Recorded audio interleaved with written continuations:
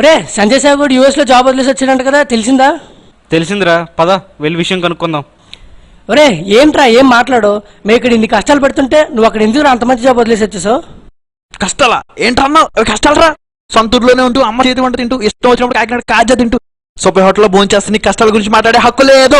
పుట్టిన ఊరిని మన వారందరినీ వదిలేసి బతుకు పోరాటం కోసం ఇంకొక ఊరిలో ఉంటే కష్టాలు ఎలా ఉంటాయో నేను చెప్తాను, నువ్వు విను. ఈ రోజు ఆఫీస్ కోసం పోను 5 కిలోమీటర్లు, రాను 5 కిలోమీటర్లు, రోజుకి 50 కన్నా ఎక్కువ కిలోమీటర్లు ప్రయాణం చేసేవారు ఉన్నారన్న విషయం నీకు తెలుసా? నాకు తెలుసు.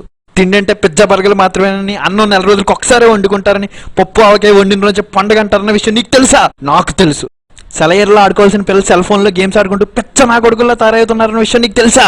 అమ్మని చూడాలనిపిస్తే స్కైప్ వైపు, శాలరీ హైక్ కోసం టీమ్ లీడ్ వైపు చూసే మనుషులు ఉన్నారని, నువ్వు బ్రతుకున్న ఈ సమాజంలో ఉన్నారన్న విషయం నీకు తెలుసా? పెళ్ళైన నెల రోజులకి ఉద్యోగం పోతే ఆ బాధ ఎలా ఉంటుందో నువ్వు ఎప్పుడైనా అనుభవించావా? నేను అనుభవించాను. వయసులో ఉన్నప్పుడే వర్క్ టెన్షన్స్ తో షుగర్ బీపీ నువ్వు ఎప్పుడైనా అనుభవించావా?